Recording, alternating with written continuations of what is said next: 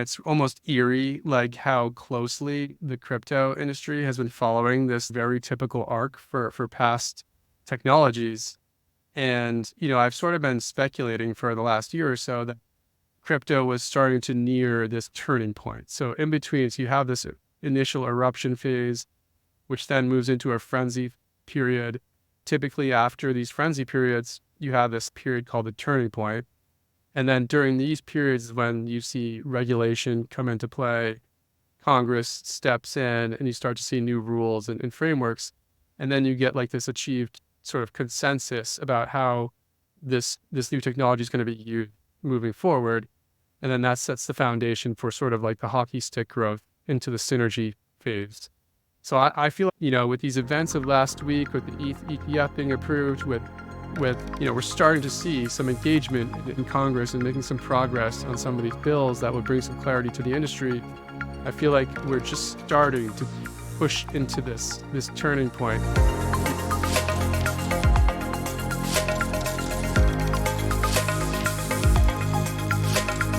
Welcome back, everyone. Last week was somewhat of a historical week in crypto on the policy front. So for episode 7 of The Signal, we wanted to bring on George Leonardo from Cap Hill Crypto to help us sort out the details of what's really happened. So George, welcome to The Signal. Thanks so much for having me, guys. Exciting times to be here and talk crypto policy. So appreciate you all having me on.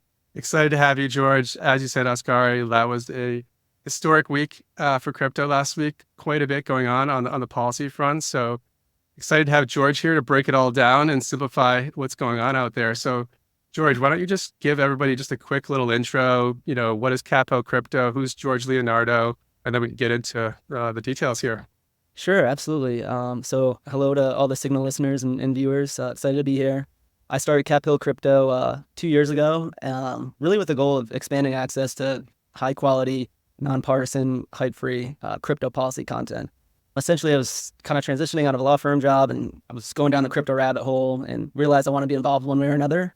Didn't have a background in tech or finance, but fortunately for me, it looked like everyone was curious of how the space was going to be regulated. And I had a background before going to law school and working at a firm. I worked on the Hill for 4 years. So I felt, I was in a position to help people understand what's going on in DC when it comes to crypto. And so to that end, launched a newsletter to start with. That's kind of the main resource, briefing the week in crypto policy every Friday morning. So you can get summaries of new bills, congressional hearings.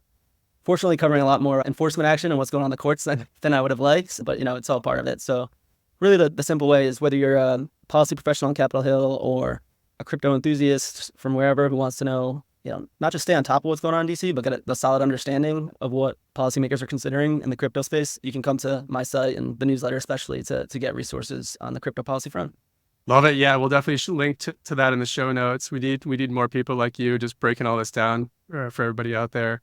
So why don't we get into some of these details? Huge week last week. I think really almost feels like a turning point for the crypto industry and just the way that we're seeing more engagement down in Washington, D.C., especially from, I think, the Democrats. So I think, last week we kicked off with some news around this Staff Accounting Bulletin 121, also known as SAB 121. Would love it if you could just kind of break down from like a high level what this was, and we can kind of get into some of the details, some of the questions and what this means moving forward. But if you could just give a quick overview of what was SAB 121. Sure. So according to the SEC, we'll start with, their view. It was a mere accounting bulletin guidance aimed at clarifying for publicly reporting companies who take custody of customers' crypto assets that provide guidance for how they should account for them. Specifically, if they took custody of crypto assets, they have to disclose legal, technological, and regulatory risks around those assets. But the big piece that folks have probably heard about, it also required these companies to account for those assets on balance sheet. And this is where it gets a little wonky, but effectively because of that and knock on banking regulations, it was prohibiting banks from taking custody of customer assets. And that was where some of the policy concerns came from and why Congress got interested in this. But there are also some serious process concerns that were raised throughout the debate as well, and happy to kind of break those down a little bit more. Yeah, I guess I'm curious here. So I guess the spirit of this rule was really that the bank would have to, if they're going to provide custody of crypto assets, they would have to hold a liability on their books. So this was like an accounting thing, one-to-one with those assets. So it basically made it economically infeasible for banks to offer this service to their customers. And so it feels like it was sort of put in there as a way to sort of just slow down banking, interactions with crypto Yeah. industry. And that went into place in April of 2022, so almost 2 years ago. I guess I want to understand better, what was this process for how that works? Is this something the SEC can just go ahead and just create this rule and just put it in there? Everybody has to adhere to it. And it was Yeah. there for almost 2 years before it was now repealed.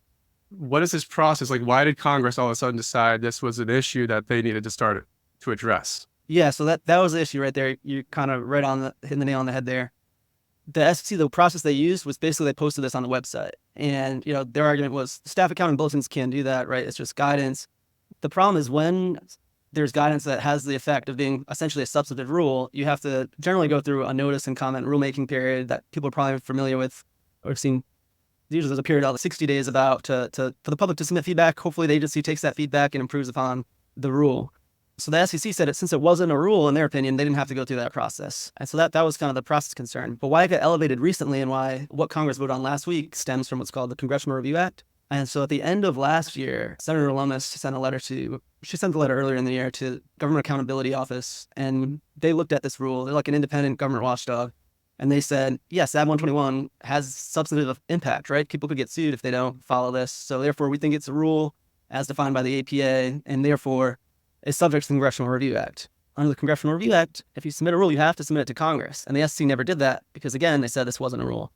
And so under the Congressional Review Act, Congress can essentially nullify a rule by passing in a joint resolution. And so that joint resolution was what Congress voted on 2 weeks ago. And that's like the technical aspect of how they're able to repeal the rule.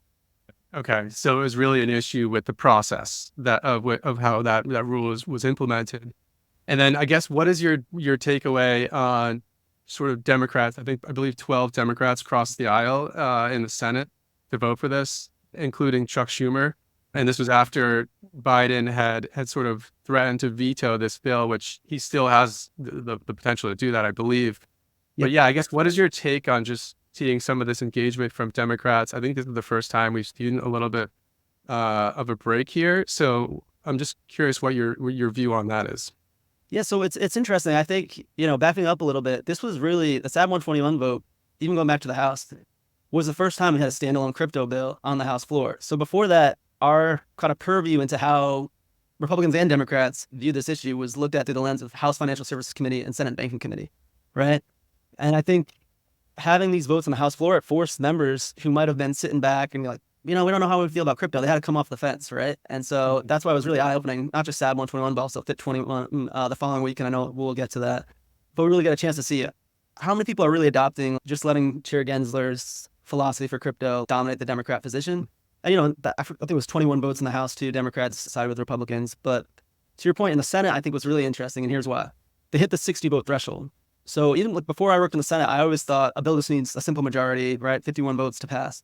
But generally, you need 60 votes in the Senate due to complicated procedure. We don't have to get too much in the weeds. But essentially, to end debate and actually vote on a bill, you need 60 votes. Technically, with the CRA, you only need 51. It's like a special privilege resolution. But I'm kind of thinking big picture here. As we try, or like the crypto industry tries to get regulations enacted, it's probably going to take 60 votes to get anything of substance done. So the fact that it'll be at 60 votes on SAB 121 is huge. That's like a huge threshold to cross. And then you brought up Senator Schumer.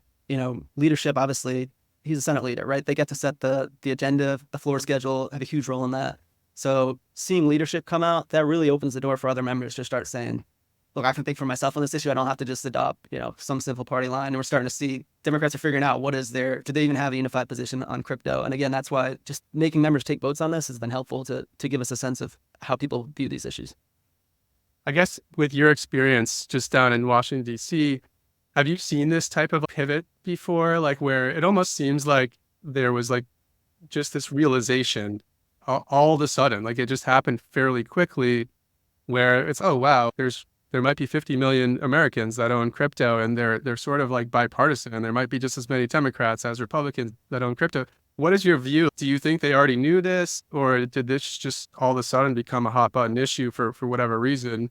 Have you seen that type of thing play out with other bills in other industries? So I want to be careful. I don't remember such a pivot as I saw with the White House's. So they urged members to vote against SAB 121 repeal and a veto, and then the next week it came to Fit 21, it was like totally different posture, with all the buzzwords, talking points of we want to protect innovation. We're eager to work with Congress on this. So that I don't remember seeing that before. So that's something to keep an eye on. I do want to be careful because again, I'm not sure how much of this was a pivot where there were members who were against crypto and then went pro crypto. I think we're just starting to see, again, because members actually have to take a vote, where they stand. And crypto has been bipartisan. I want to give credit to some, the Democrats like Rep. Richie Torres and Rep. Wiley Nickel, Rep. Gottheimer, who have been vocal about, we need rules. We can do better than the current status quo for quite some time. I think maybe we're just seeing them be more successful with pitching to their members saying, look, we don't want to concede this issue to Republicans. And that's more or less like Rep. Nickel in particular has been adamant on that. And I think with the election coming up and these votes, that kind of combination of pressure and urgency has, got us to see like where people actually stand on this issue. And thankfully it seems to be better than we expected. Even Rep. McHenry said he never thought we'd see as much Democrat support as we saw with the 21. So yeah, that's really fair. That's a great point. I think I've noticed it's almost like when you look at the younger Democrats and people that are in the House and even in the Senate, I think I have noticed there's definitely some people that have been supporting the industry for a while. So yeah, maybe we're just starting to see them kind of rise to the surface a little bit more here. So what is your take on whether or not Biden is going to sign it? Are you expecting him to sign the bill now?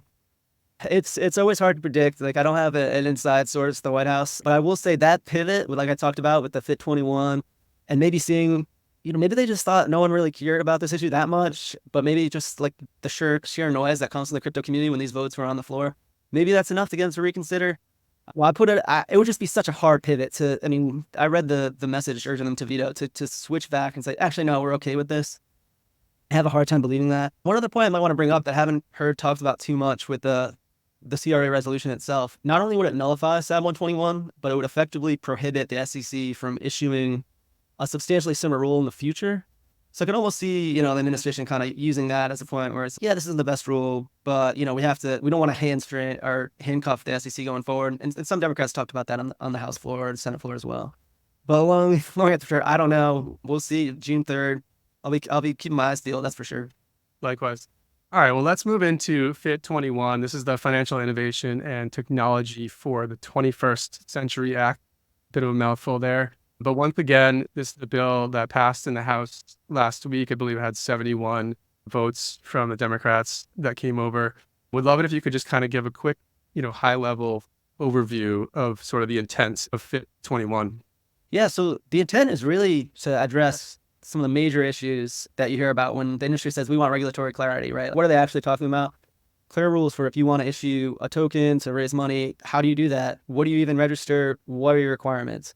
Same thing for intermediaries, right? We've seen Coinbase and Kraken supposed to go in, try to register. They can't do it. They get sued. What's the process for registration? Also, what consumer protections are in place, right? You guys probably hear from friends sometimes we say you're in crypto, like, oh, that's like the Wild West. It's not regulated, right? So this bill tries to get at those major issues. It's very comprehensive, addresses a lot of the fundamental issues. And that's kind of the goal of it. And that's why I think this vote was so significant, because effectively you have members for the first time weighing in on, do you think the status quo is working? Chair Gensler would tell you that the laws are already clear, everything's fine, we got control of it. Or do you think they should have updated tailored rules like Fit 21? And it seemed like 2/3 of voting members said they voted in favor of this bill, which would suggest they're in favor of updating the system. Makes sense. Yeah, that's great to see. So this kind of strikes right back at some of these lines that we've been hearing from Great Gary Gensler, just saying, come in and register, like we already have rules. You guys can just come in and register. This is basically saying, no, this is sort of new technology. We need to come up with a newer framework. Is it fair to say that, so if you're going to issue securities today, there are a number of forms that you would need to file with the SEC, for example, like a Reg D or a Reg A form to issue those securities. Is it fair that this bill is essentially saying, okay, there's going to be a new form here. We don't know what it's going to be called, but it's basically going to be the same thing where you're disclosing to the SEC what your intention is to basically raise capital for a project that uses a token? Yeah, I think that's a fair way to frame it. It's not like bringing something out of left field here. It tries to build on some concepts fundamental to existing securities laws. So the way it would do it in terms of the fundraising aspect, it would create a specific exemption that you could rely on. You'd have to meet certain conditions. I think there's a limit. You can only raise up to 75 million. Limits on what you could offer to non-accredited investors. And a key point, it has to be an investment contract security. So it's kind of narrow in that regard, who could apply for it. But to your point, yeah, there would be a specific registration framework And the bill outlines what type of disclosures that would have to be included, and then also like ongoing reporting requirements. So after initial registration, there'd be like periodic reporting. And this is a key piece that I think a key improvement would be like the disclosure aspects. There actually be disclosure on the books for the first time, specifically tailored to what digital asset investors care the most about, right? Like tokenomics, transaction history, consensus mechanisms, cybersecurity risks, just things like more tailored that people actually care about that aren't anywhere to be found in the 33 or the 34 Act. So that is definitely a big component. Interesting. We have any insight into what those disclosures could look like? I'm curious. We've got Oscari here from Token Terminal, which is a data company, handles a lot of the reporting. And it's interesting that, in crypto, most of the reporting, I believe, will be handled by a third party because the data is open, it's permissionless. I sort of expect, is there anything in there that indicates what that looks like, those types of disclosures are going to look like? So I think it would be hashed out, the very specifics of it in a forthcoming rulemaking, but those things I just mentioned are actually specifically in the bill where you'd have to publish information about. I don't think they use the term tokenomics. That'd be like digital asset economics or something like that. Sure, But that there sure. is like a detailed list you could go through and see what would have to be disclosed specific to digital assets. It is interesting though, because what I'm talking about is if you're issuing it as the investment contract security, right? But over time, if you are sufficiently decentralized, you brought up like third-party disclosures. At a certain point, once it's decentralized and it's listed on a digital commodity exchange, the exchanges would actually have to also include disclosures that are very similar to what would be disclosed and related to specifically digital assets. Again, getting at that like fundamental aspect of security laws, even in general, right, is giving the investor access to information, eliminating information asymmetries. And what this tries to do is update the existing rules to make sense for digital assets, right? So I think it was almost a year ago that we had the court decision with Judge Torres. This was the Ripple case, where I think really kind of distinguished the difference between like the actual asset itself and investment contracts. And I'm curious, is that type of framework being applied now into this FIT 21 bill where they're sort of making a distinction between those two things? I think that was the key point in the Ripple case. So yes and no. Of course, it's a little more complicated than that in the legal world. But essentially, like one of the key holdings in Judge Torres' opinion was XRP itself is not a security, right? Just the oranges and how we weren't securities.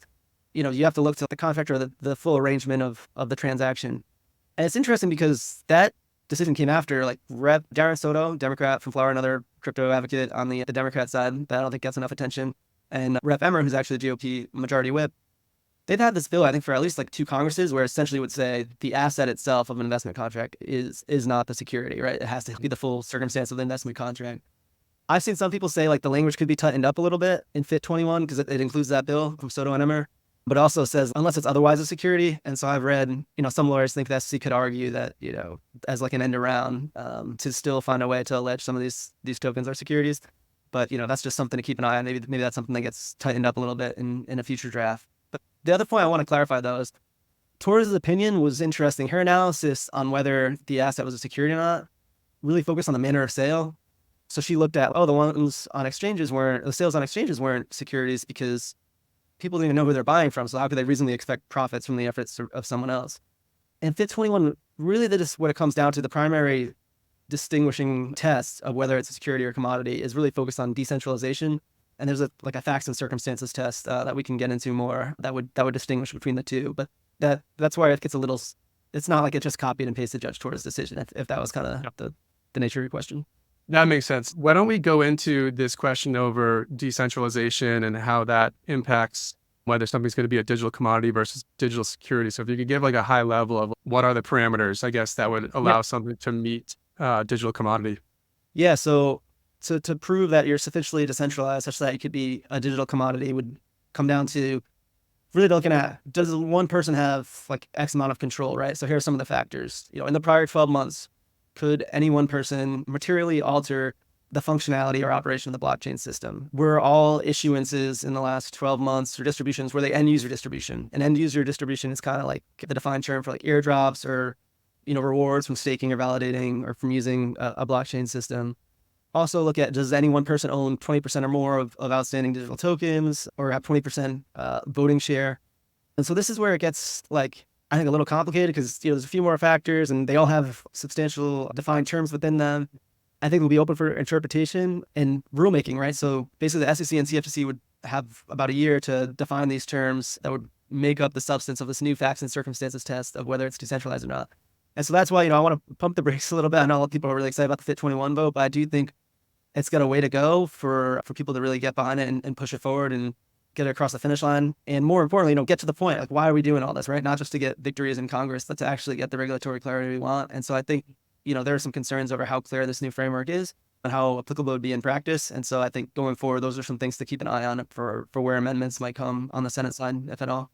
What is that process going to look like, I guess, in the coming months now? So this is going to go to vote, yes, in the Senate. What is that process? Is this bill going to be changed? Like, what do you expect to see before it potentially gets to a vote? So I'm not even sure we'll get to a vote in the Senate. Okay. Well, generally, just to talk about the process in general. Usually, all right, so the House passes a bill, Senate can either take that up, and usually what happened, following like by the book, school of rock process. Since this, I think this would get under in the Senate, like Senate banking, Senate agriculture also would have some jurisdiction over parts, but the Senate's a little weird. Usually bills just go to one committee, but nonetheless, both members on those committees would want to have input on how crypto gets regulated. So usually like they have a hearing, a markup, and just consider ways to improve upon the bill. Where it gets complicated, right? The Senate, Lamas and Gillibrand already have their own bill that's separate from Fit 21. The chair of the Ag Committee, Senator Stabenow, and the ranking member, Senator Bozeman, proposed their own bill last Congress. But they're also tied up working on the Farm Bill, which needs to pass this year. So there's a lot going on in the Senate that would have to get right for these folks to pick it up and amend it. And I just think in election year, I'm not sure how much appetite there is to do like a comprehensive crypto bill, how much time they're going to spend on getting that deal done. Just for an example, like I saw Senator Schumer scheduled a vote coming up recently, like on an abortion vote. Just these are the kind of issues that are outside of crypto and more applicable to mainstream election votes. I think we're seeing more of that and less of that nitty gritty deal making. But I don't want to count anything out. If there's anything that I was reminded of on my time in the Hill, I feel like bills can go from like 0% of passing to 100% and then 100 to 0 real quick. So you just predicting legislative prospects, it's a tough game. But it'll be interesting to see if more members talk about it, what alternative proposals they might see, or they start talking about how they like to see Fit 211 propose. Those are the kind of things I'm going to keep an eye out for, because even if it doesn't get a Senate vote, I don't want to make it sound like, it's not significant at all, because these things have a way of getting picked up again in the next Congress, and it'll probably serve as a starting point for negotiations. So any discussion will be instructive, but it's also, in a way, it's a good way. This is how legislation works, right? You want it to have time. You want people to have time to go in and raise some of the concerns they see with the bill and make it better, right? 100%. Yeah, and I think, one thing that hopefully this bill will help more clear as well is just, I know it seems like the SEC and the CFTC have been having a bit of a like turf war over just who gets to regulate which aspects of the industry. And so it sounds like this bill is going to sort of lay out clearly sort of where their territories are going to lie here. But one thing I wanted to maybe before we wrap this up would be if you could just comment a little bit on, there's some existing lawsuits with Coinbase, SEC versus Coinbase, SEC versus Uniswap, consensus out there. Like, how do you think this movement in Congress has any impact on those lawsuits, if any at all? Yeah, so I think it kind of going back to what we talked about earlier in terms of whether the status quo works, you see in these arguments outside of just the legal element test, there's really like a narrative being told in all litigation, right? And I think the narrative we see in all these cases, the SEC comes in and says these laws are clear, they're on the books, they didn't abide by them, but the security laws were intended to capture a broad array of instruments, including digital assets. Whereas the crypto defendants are coming in and saying, these laws don't apply for us, we've tried to register, we can't register, it's unworkable.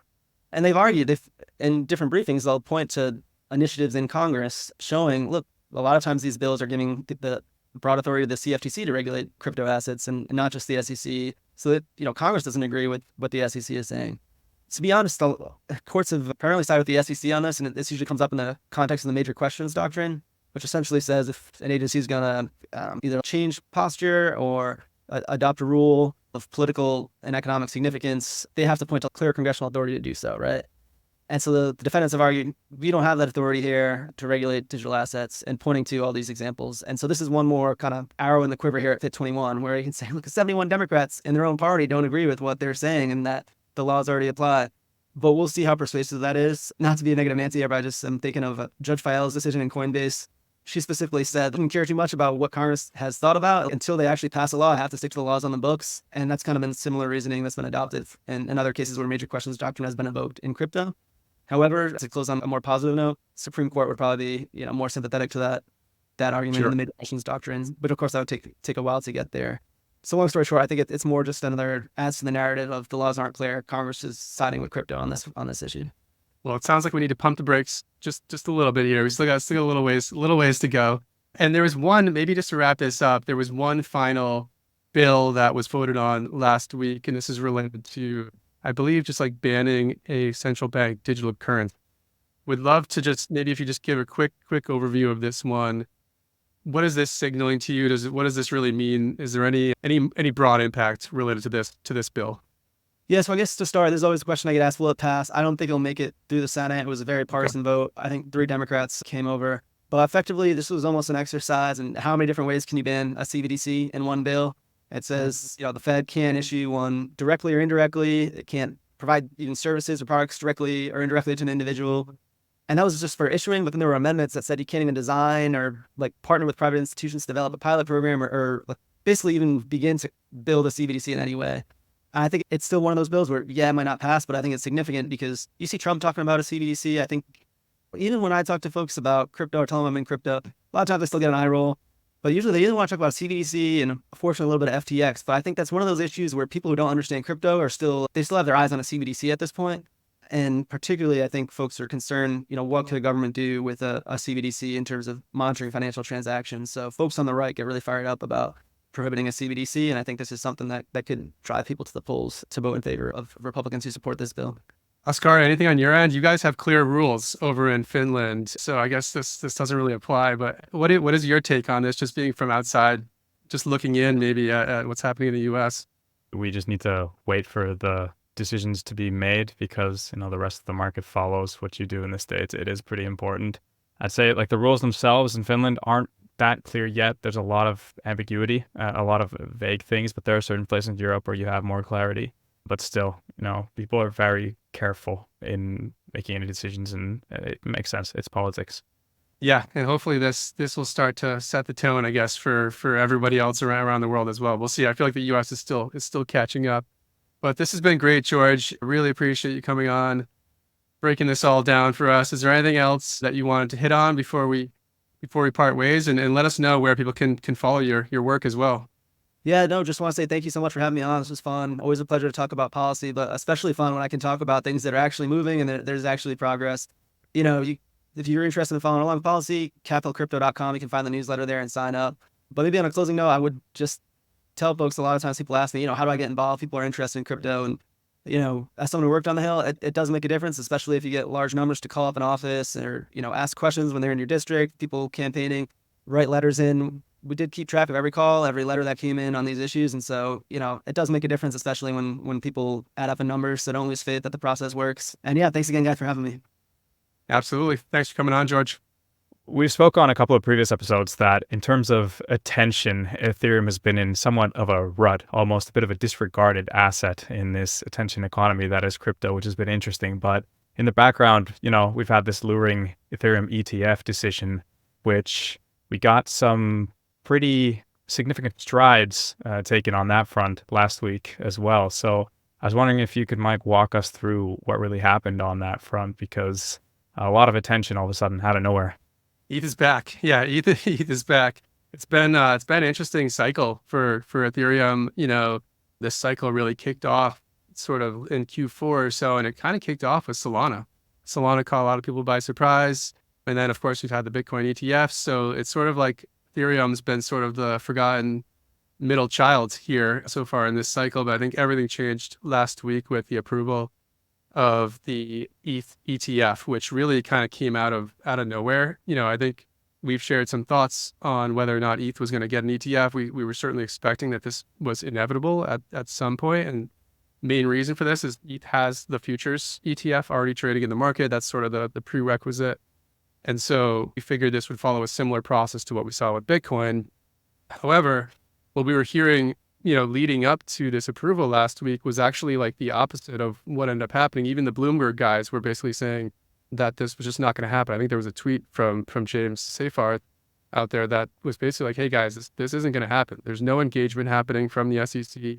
And that's really what they're looking at is the SEC, engaging with these issuers, the BlackRocks, the Fidelities that are putting together all the documents that need to be reviewed for this. And there was almost no engagement. So it seemed out of nowhere, almost about a week before they actually approved the ETF, which was last Thursday, there were some rumblings, I guess, from the issuers that they were being engaged with, and it was very surprising.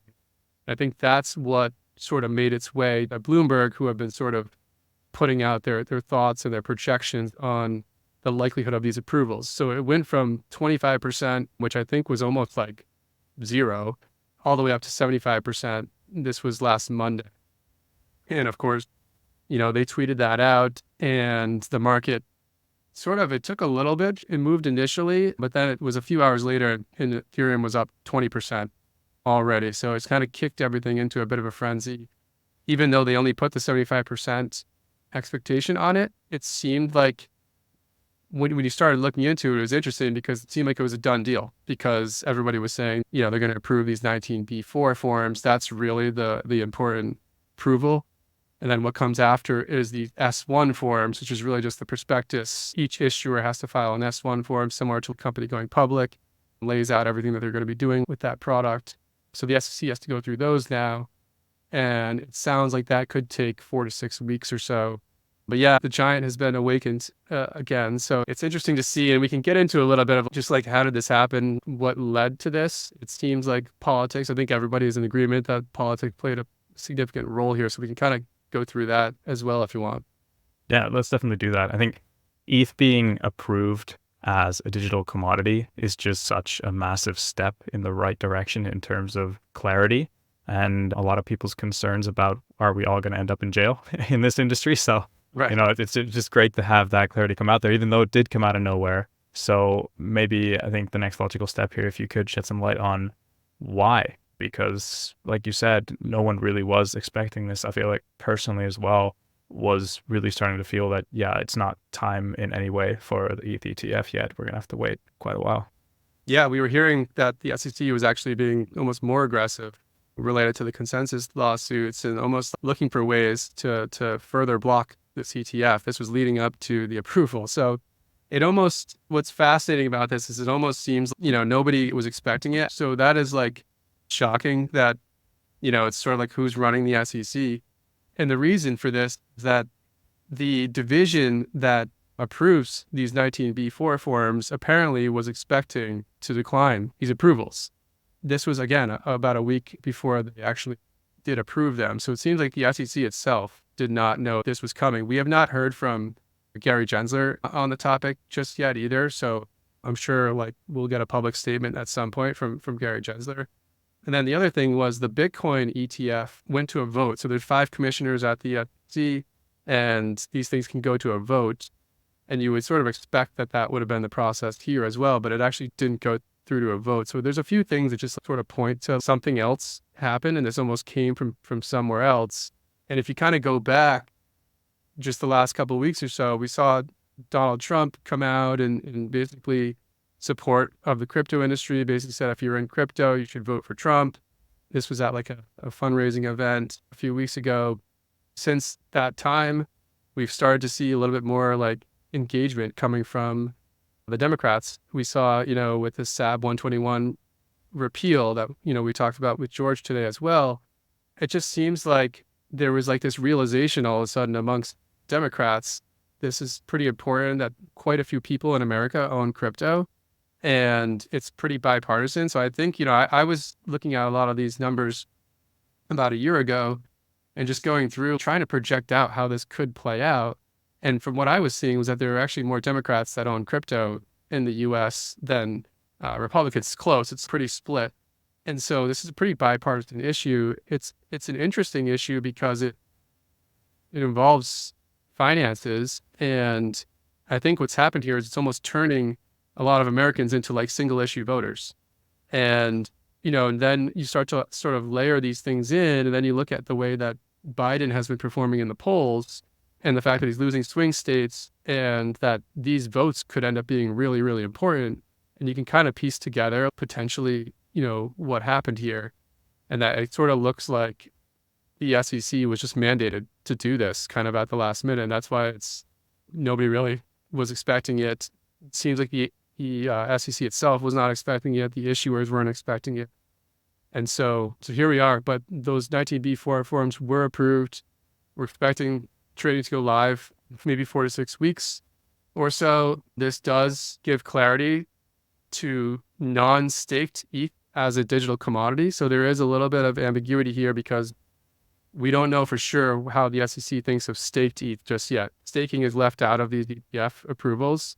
And so if you end up buying this product on the market, it's just going to be like owning non-staked ETH, so no yield being returned to you. So we'll see how that shakes out in the future, and that could have implications on other, digital assets and potential staking moving forward. But I think that's kind of the takeaway. It's just it kind of came out of nowhere. It does feel like we're in an election year. Politics definitely played a role here. And then of course we've seen some other bills working their way through Congress now as well. So some more engagement just with the industry in general within Congress. So exciting to see, huge move. And, I expect, Bitcoin, this is kind of right on par with what we've seen in past cycles where Bitcoin kind of leads the market in the early stages of the cycle.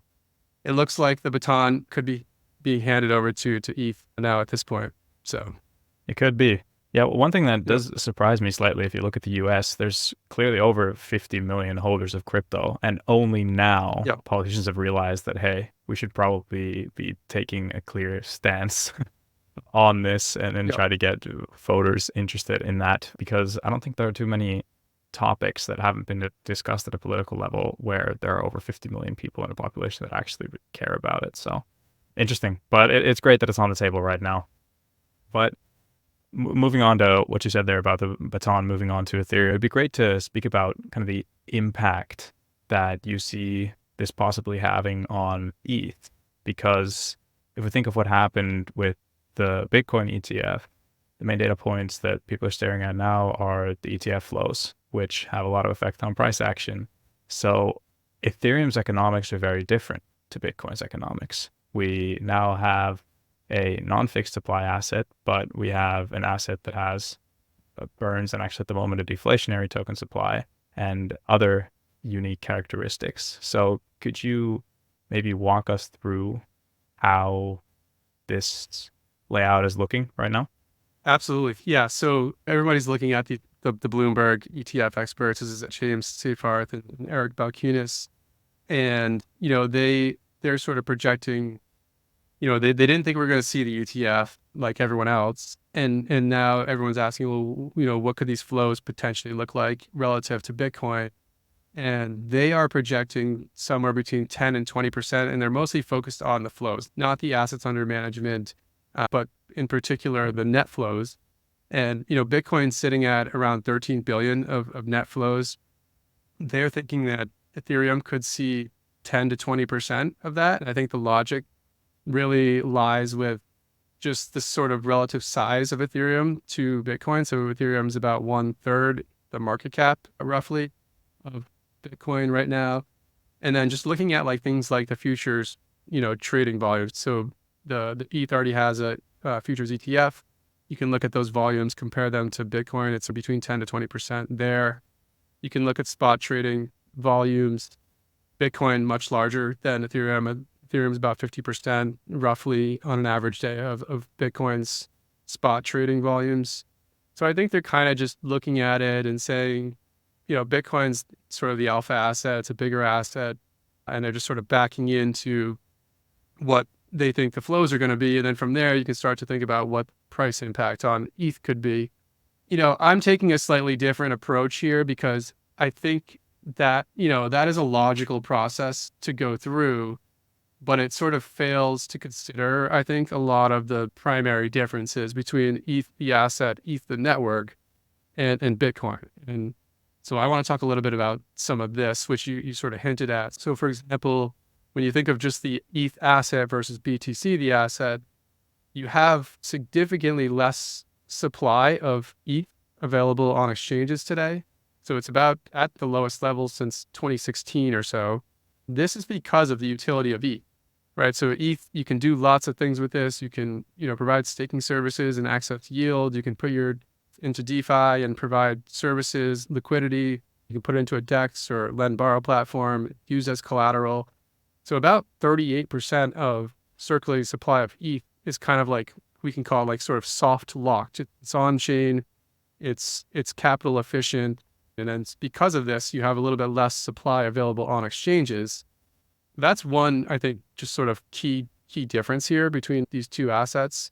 The other is that, you know, because there's so many more applications on Ethereum, and sort of the way that Ethereum's monetary policy works is such that as on-chain activity picks up, we've talked about this in prior episodes, about 80% of the transaction fees related to that on-chain activity gets burned, right? So Bitcoin has a fixed monetary policy. Ethereum does not have a fixed monetary policy, but as on-chain activity picks up, we know that the amount of ETH being burned, which acts as a stock buyback, that is picking up as well. That could potentially make ETH deflationary when there are periods of high on-chain activity. This makes Ethereum just like a way more reflexive system than Bitcoin. And so when the price starts to move, we typically see this reflexivity expressed as like more on-chain activity. So more DeFi activity, more transaction fees typically go up, more ETH gets burned. And this can sort of kick off like a flywheel where you get even more price action on the backside of that, more on-chain activity. We'll see, like this, that I could see this playing out with Ethereum if we start to get into a little bit more of a frenzy of a bull market.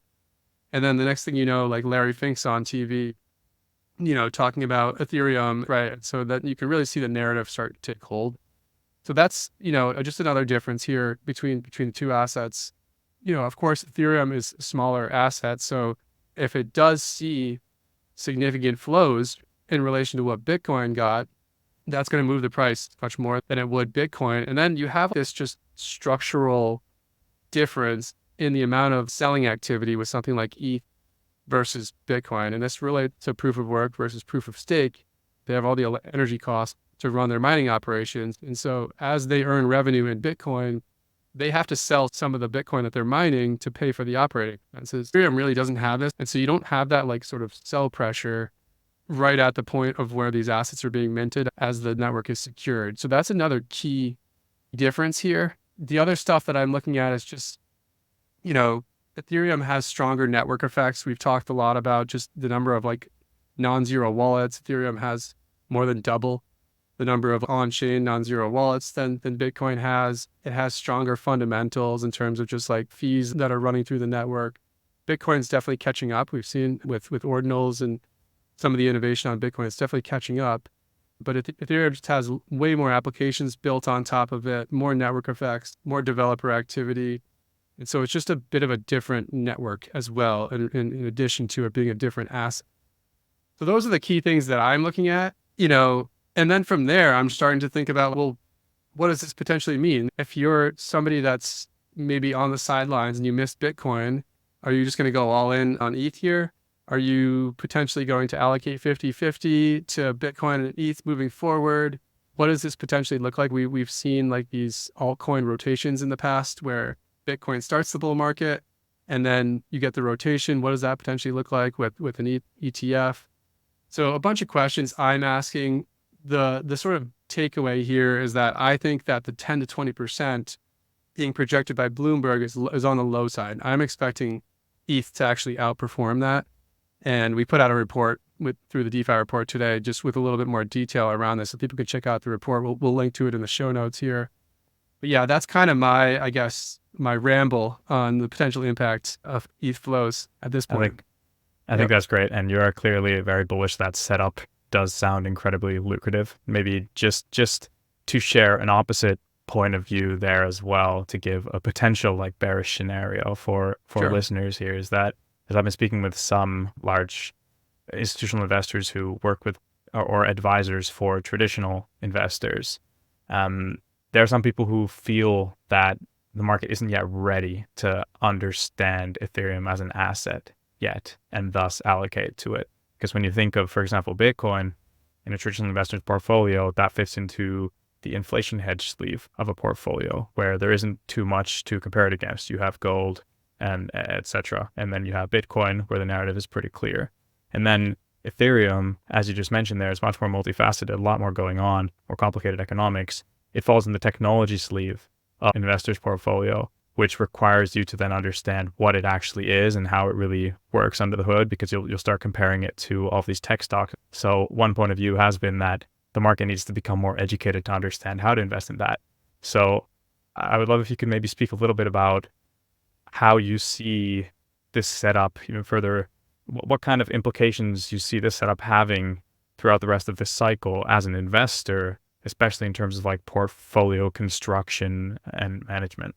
Yeah, no, it's great. It's a great question. I've seen people bringing this up a lot. ETH needs like a really simple narrative. It needs to be really easily understood. And I think we'll get there. I mean, there was definitely a time when Bitcoin was totally misunderstood. And first, when the price goes up and it keeps going up, the narratives end up sticking. So like this digital gold thing seems to have stuck. People sort of accept that's what Bitcoin is at this point.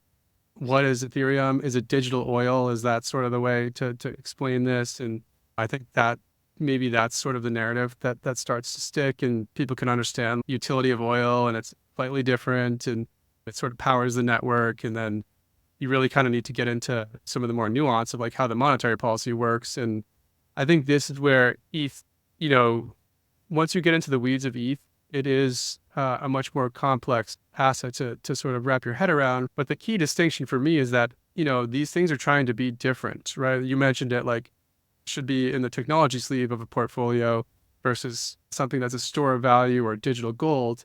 And so trying to compare ETH's monetary policy to Bitcoin doesn't make sense. Something that's digital gold, potentially a monetary network, needs to have a fixed monetary policy, whereas ETH does not, in my opinion. And so I think really just starting at the high level, bucketing these things in two separate things and then reasoning from there is really the way to do this. I like to think of ETH as an index on Web3 adoption, like a high growth index fund on Web3 adoption, because, we talk a lot about, public blockchains as global accounting ledgers that are introducing, digital property rights to the internet. So that is a new infrastructure, a new accounting system for the internet, and Ethereum can sort of be utilized across a number of different industries. And I think like when you start to factor in that, hey, this thing could be the sort of the foundation for the next iteration of finance, the global accounting ledger. It can be used for NFTs. It can be used in consumer applications. It can be used for, digital content and all kinds of different business models on the internet. And then you can kind of explain, hey, every time everybody does a transaction using one of these applications on top of Ethereum, there's economic transfer of value. That transfer of value makes its way down to Ethereum validators. And then this is the business model of this network. And so, yeah, once you start to go through that, then it becomes very clear that I think that Ethereum has a much larger addressable market than just this like digital gold store of value. So I think that's sort of probably the cadence of sort of getting to see the sort of potential for something like ETH is really just starting with high level and then looking at the types of industries that could sort of move on to something like Ethereum. And then from there, reasoning around the business model and how all that's going to come together. But I think we'll get there. Hopefully people that can check out the Ethereum investment framework. We put this out there for this very reason, very robust quantitative and qualitative document that goes through all of this. But certainly a more complicated network and asset, but I think Wall Street will come around to this. Yeah, definitely hope so. Now, it's funny. I remember on our Coinbase episode, we spoke that we both see Coinbase as kind of like an index bet on the crypto market. Now you alluded to the fact that you see Ethereum as somewhat of an index bet on the crypto market as well, which I do tend to agree with you. And the thing that I wanted to bring up there is as well, I think the ETH ETFs going through is also bullish for Coinbase as well. I don't remember who wrote a piece about it. I just read it the other day. The fact that, well, their custody business, they're most likely going to be the custodians for the majority of the ETFs again. And then the ETH staking business, well, staking is not yet. There's no regulatory clarity around that, but still, they're going to be able to capture a lot. And some investors who might not yet grasp the economics of ETH, even though if we are a bit early from the market perspective, they could see Coinbase as, well, maybe even beta for Ethereum. So we'll see how things play out. Potentially, yeah. They're both. I think you can kind of like bucket them similarly, like this index thing. I guess with Coinbase, you can think of you're getting exposure. If you're identifying, okay, the smart contract category is going to be a really big deal for Web3. With ETH, you're sort of making a more concentrated bet there. And then with something like Coinbase, you're getting exposure to Solana and some of the other potential smart contract networks as well. So but I think it applies for both. And these are the types of simple sort of narratives, simple frameworks, I think, that just need to sort of make their way through the way that investors are thinking about these as potential something that can be a long-term investment in their portfolio. Definitely. But Everyone should go read the Ethereum investment framework. Don't need any prior understanding of ETH. It is a great piece. I'm saying myself, I read it quite a few times. Starts from the basics, the history, everything you need to know, goes into the economics and how things could develop from here, comparing the development of crypto and Ethereum to the development of the internet and networks like that. So really great piece. All the links will be in the show notes.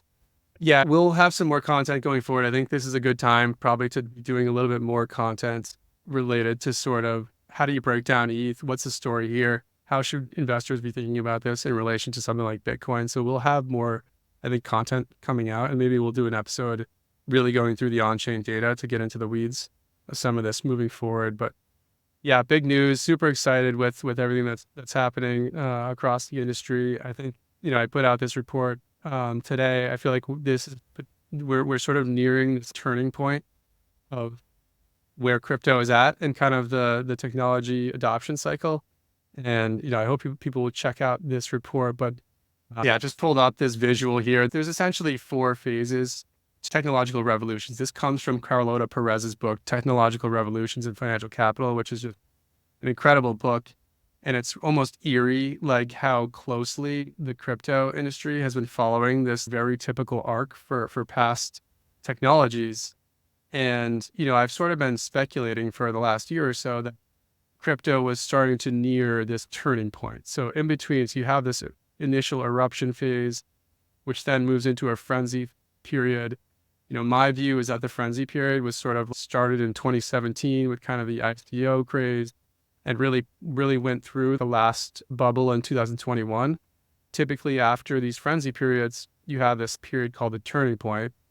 And that is usually when it occurs kind of in the hangover of the frenzy. So typically you have financial leverage that gets wiped out, consumers are hurt, frauds are revealed in the market. This has happened in crypto. It's happened in really every other industry as well.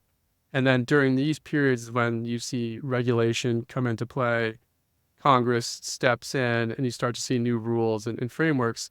And then you get like this achieved sort of consensus about how this new technology is going to be used moving forward. And then that sets the foundation for sort of like the hockey stick growth into the synergy phase. So I feel, with these events of last week, with the ETH ETF being approved, with we're starting to see some engagement in Congress and making some progress on some of these bills that would bring some clarity to the industry. I feel like we're just starting to push into this turning point here. And I strategically put this red dot just so it's barely touching into the turning point. It's actually still touching the frenzy as well. So I feel like we'll see how this cycle plays out, but I do feel like there's a chance that we may get another sort of frenzy here in the second half of this year as we sort of enter into this turning point. And who knows, maybe we get another bubble and then something breaks again, and then we really get Congress stepping in and everything gets sort of codified at that point. Yeah, exciting times, I think, for the industry. I think last week was one of the biggest weeks we've had. And yeah, just super, super excited to move forward here. Definitely exciting times. I think this was a great overview of everything happening on the policy, legal side of things in crypto. We'll see how things develop with the S1s, and we'll have a lot more content coming out around Ethereum and just general these blue chip assets now that Wall Street is much more interested in going forward. So stay tuned for that. Yeah, thank you, Michael. Stay tuned. Thank you. Thanks, everybody. We'll see you next week.